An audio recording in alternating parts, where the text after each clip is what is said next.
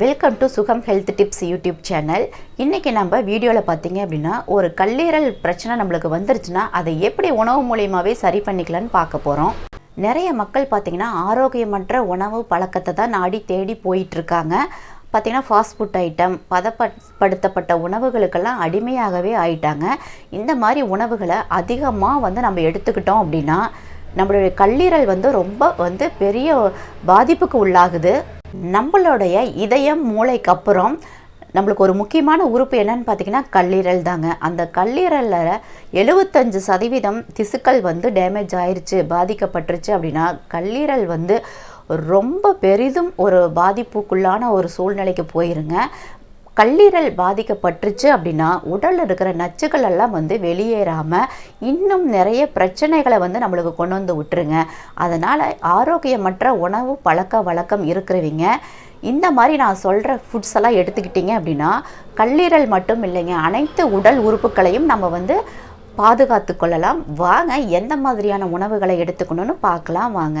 கல்லீரல் பாதிக்கப்படுறதுக்கு ஆரோக்கியமற்ற உணவு பழக்கம் வழக்கம் இல்லாமல் நம்மளுடைய டே டு டே லைஃப்பில் சில ஆக்டிவிட்டீஸுமே காரணமாக இருக்குங்க. ஆமாங்க, ஒரே இடத்துல உட்காந்து லேப்டாப், டிவி, மொபைல் இதெல்லாம் பார்க்குறது ரொம்ப நேரம் ஒரே இடத்துல உட்காந்துருந்தோம்னாலும் நம்மளுக்கு கல்லீரல் சம்மந்தப்பட்ட நோய்கள் வர்றதுக்கு வாய்ப்பு அதிகமாக இருக்குது. அதே மாதிரி உடல் உழைப்பு இல்லாமல் ரொம்ப ரெஸ்ட்லேயே இருக்கிறவங்களுக்கும் இந்த பிரச்சனைகள் வர்றதுக்கு வாய்ப்பு இருக்குதுங்க. உடலில் இருக்கிற தீங்கு விளைவிக்கும் நச்சுக்களை எல்லாம் வெளியேற்றுறது பார்த்திங்கன்னா கல்லீரல் தாங்க. அதே மாதிரி புரதம், கொழுப்பு சம்மந்தப்பட்ட அதையெல்லாம் கட்டுப்படுத்தும் பணியும் செய்கிறதும் கல்லீரல் தான். இப்படிப்பட்ட கல்லீரலை நம்ம கவனிக்காமல் விட்டுட்டோம்னா ரொம்ப நம்மளுக்கு பெரிய பிரச்சனைகளில் கொண்டு போய் விட்டுரும். நம்மளோட உடல் உறுப்புகளும் அடுத்தடுத்து மிகப்பெரிய பாதிப்புக்கு உள்ளாயிருங்க. அதிக புரதம், அதிக கொழுப்பு நம்மளுடைய உடம்புல இருந்துச்சுன்னா அதையெல்லாம் கண்ட்ரோல் பண்ணுறது, சரியாக அதை கரெக்ட் பண்ணுறதெல்லாம் கல்லீரல் தான் செய்யுதுங்க. அதனால் நம்மளுடைய கல்லீரல் ஆரோக்கியமாக பாதுகாத்துக்கொள்வது ரொம்ப ரொம்ப அவசியம். அதே மாதிரி தீங்கு விளைவிக்கும் நச்சுக்கள் நம்மளுடைய உடம்புல இருந்ததுனாலும் அதையும் வெளியேற்றி நம்மளுடைய உடம்பு ஆரோக்கியமாக வச்சுக்கிறதுக்கு கல்லீரல் ஹெல்ப் பண்ணுதுங்க. இந்த மாதிரி கல்லீரலை ஆரோக்கியமாக வச்சுக்கிறதுக்கு எந்த மாதிரியான உணவுகளை நம்ம எடுத்துக்கொள்ளலான்னு தான் வரிசையாக நம்ம பார்க்கலாம். ஸ்கிப் பண்ணாமல் ஃபுல்லாக பாருங்கள். இந்த வீடியோ உங்களுக்கு ரொம்ப யூஸ்ஃபுல்லாக இருக்கும். ஃபஸ்ட் இடத்துல இருக்கிறது பார்த்திங்கன்னா பூண்டு தாங்க. பூண்டில் நிறைய மருத்துவ குணம் இருக்குது. இதில் செலினியம் அப்படிங்கிற ஒரு கனிமமும் இருக்குதுங்க.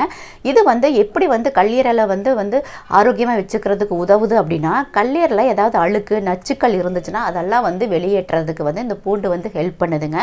அதனால் கட்டாயம் உணவில் அதிகமாக பூண்டை எடுத்துக்கொள்வது கல்லீரலுக்கு ரொம்ப நல்லது.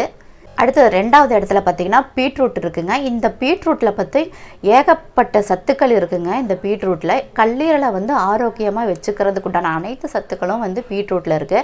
அதே மாதிரி கல்லீரல் அலர்ஜி, கல்லீரல் வீக்கத்தை எல்லாம் கண்ட்ரோல் பண்ணுறதுக்கு உண்டான சத்துக்களும் பீட்ரூட்டில் இருக்குது. அதனால் கல்லீரலோட ஆரோக்கியத்துக்கு பீட்ரூட்டையும் நீங்கள் பொரியலாவோ, ஜூஸாவோ அல்லது சேலட்டில் போட்டோ சாப்பிட்டுக்கிறது ரொம்ப நல்லதுங்க. அடுத்தது மூணாவது இடத்துல இருக்கிறது பார்த்திங்க அப்படின்னா ப்ளூபெர்ரி, ராஸ்பெர்ரி, கிரான்பெர்ரி இந்த மாதிரி பெரிஸ் எல்லாம் நம்ம அதிகமாக ஃபுட்டில் எடுத்துக்கிட்டோம் அப்படின்னா நோய் எதிர்ப்பு மண்டலத்தை வலுப்படுத்தக்கூடிய ஏகப்பட்ட சத்துக்கள் இந்த பெரிஸ் எல்லாம் இருக்குது, பெரிஸ்ல எல்லாம் இருக்குதுங்க.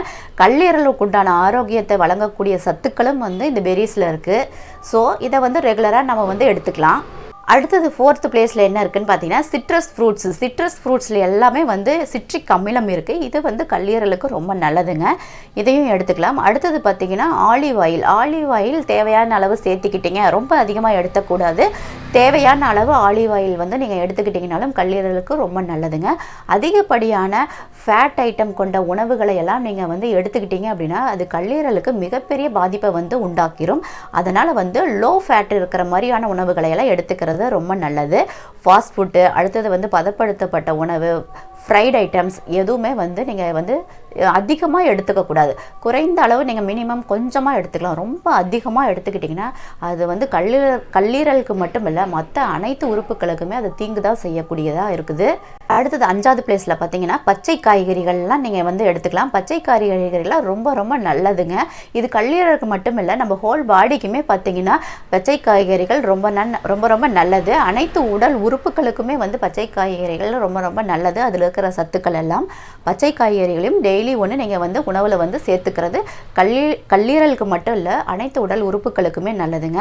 ஓகே ஃப்ரெண்ட்ஸ், இந்த மாதிரி டிப்ஸ் எல்லாம் நீங்கள் ஃபாலோ பண்ணுங்கள். நீங்கள் வீட்டில் இருந்தே வந்து உங்களோட உடல் உறுப்புகளை பாதுகாத்து கொள்ளலாம். மறக்காமல் நம்மளுடைய சேனலை சப்ஸ்கிரைப் பண்ணிவிட்டு ஆளுங்கிற பெல் ஐக்கானை கிளிக் பண்ணிக்கோங்க. அப்போ தான் நம்ம போடுற வீடியோஸ் உடனுக்குடன் உங்களுக்கு நோட்டிஃபிகேஷனில் வரும். நன்றி, வணக்கம்.